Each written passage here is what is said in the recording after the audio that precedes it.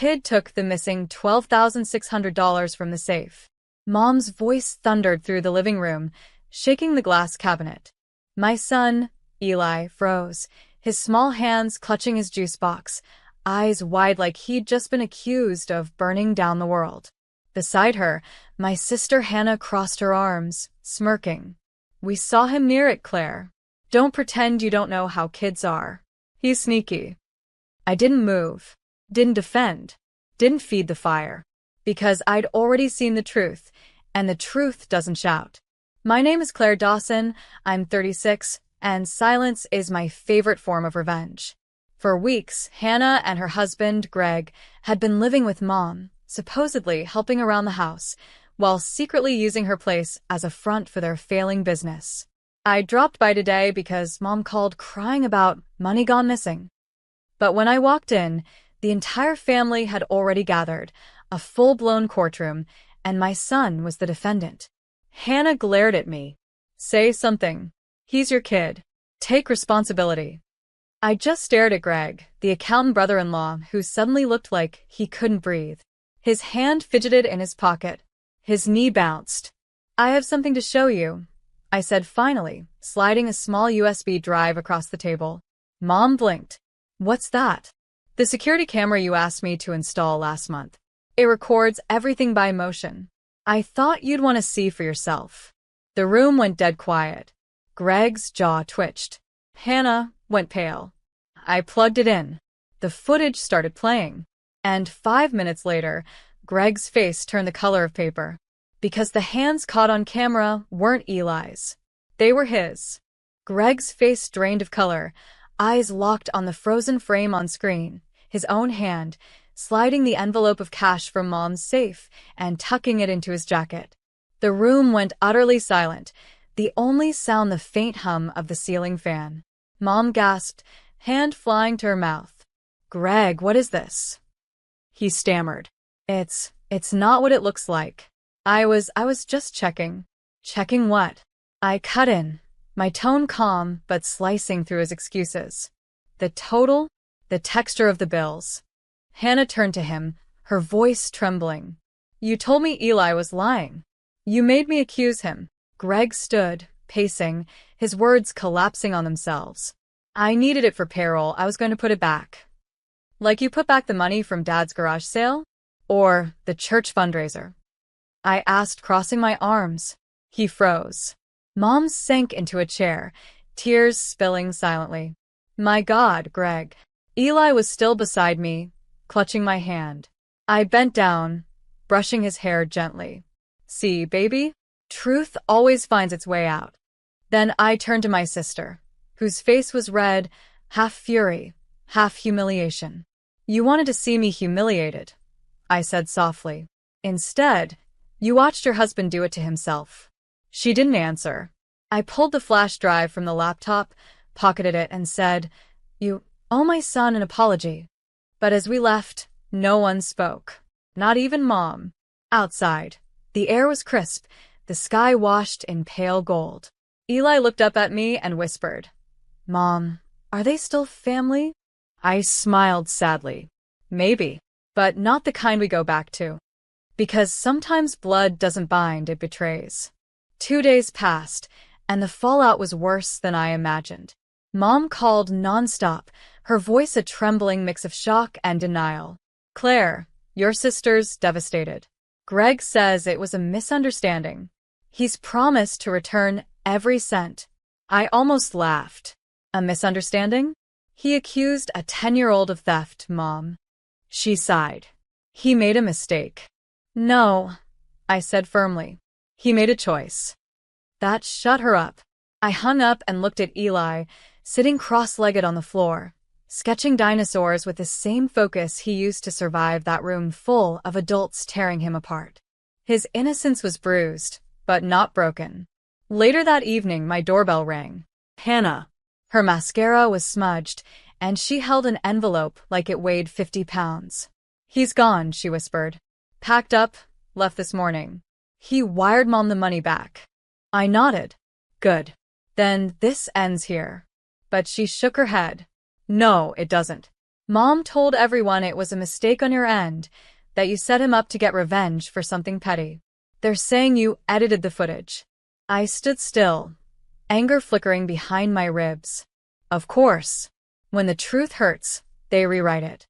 Hannah's eyes softened. I didn't defend you. I'm sorry. It wasn't enough, but it was something. When she left, I sat in the dark for a while, the drive still in my pocket, the truth they refused to see. And then I realized something. Maybe I didn't need to clear my name to them anymore. Sometimes peace doesn't come from proving people wrong. It comes from watching their lies collapse under their own weight. And this one was already cracking.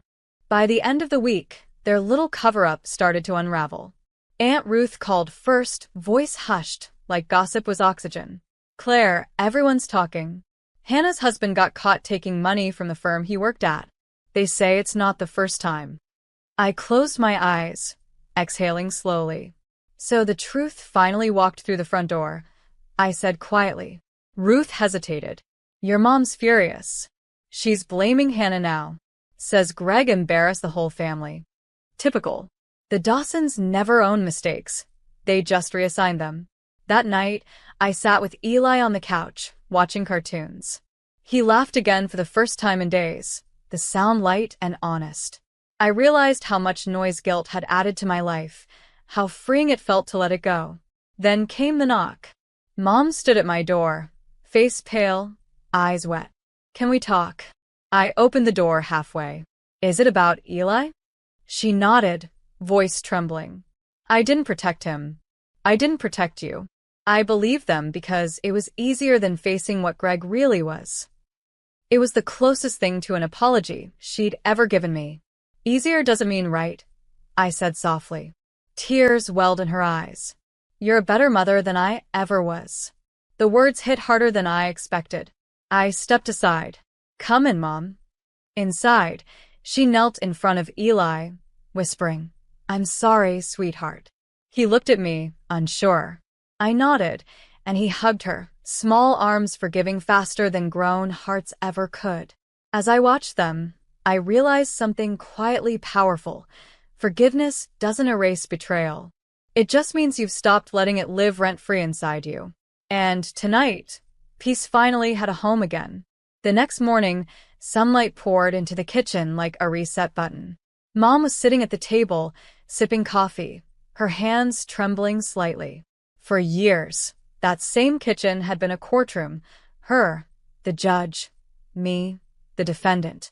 But today, she looked smaller. Human. I told Hannah everything, she said quietly. About the cameras. About Greg's history with money. She didn't take it well. I sighed. She won't, not yet. Mom nodded. She said you humiliated her. I didn't, I said, setting down Eli's breakfast plate. Greg did. The truth just had better lighting. For a while, we sat in silence. Eli hummed while stacking his pancakes, a little fortress of blueberries and syrup. His laughter cut through the heaviness like sunlight through fog. Mom smiled faintly. He's a good boy. He's resilient, I corrected. That's different. Her eyes glistened. He gets that from you. It wasn't a full redemption, but it was enough to loosen something in my chest. By noon, Hannah called. I didn't want to answer, but I did. Her voice was hoarse. He's gone for good, Claire. Took his things, left a note saying I ruined him. I'm sorry, I said, and meant it. Not for him, but for her having to finally see. I wish I believed you sooner, she whispered. You saw what you were ready to see, I replied. Now you can start over. Without him. Without lies. She was quiet, then said, You know, Eli didn't deserve what I said. I'm sorry. After we hung up, I sat for a long time, tracing the rim of my coffee mug. The circle felt symbolic. Pain, truth, healing, each looping back to the start until it became something new. Not revenge. Not pity. Just closure. And closure, I realized, is the quietest kind of justice. A few weeks later, life began to feel normal again. Or maybe something better than normal. Peaceful. Eli was back to drawing superheroes on every surface he could find, Mom stopped calling every hour out of guilt, and Hannah moved into a small apartment near the lake. One afternoon, while Eli was at school, I dropped by Mom's house. The old tension still lived in the walls, but the energy felt different, lighter somehow.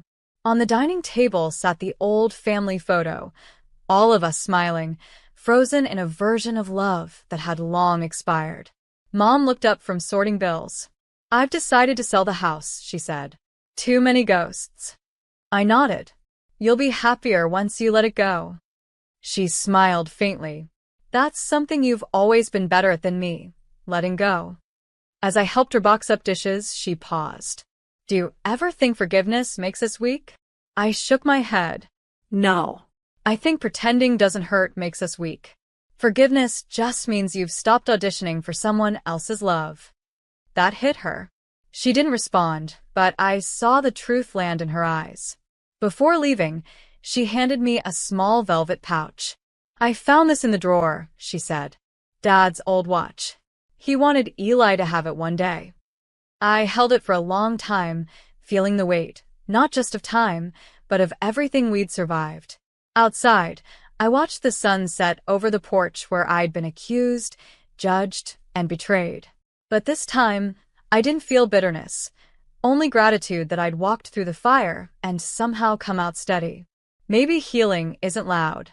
Maybe it's just standing where you once broke and realizing you're still here.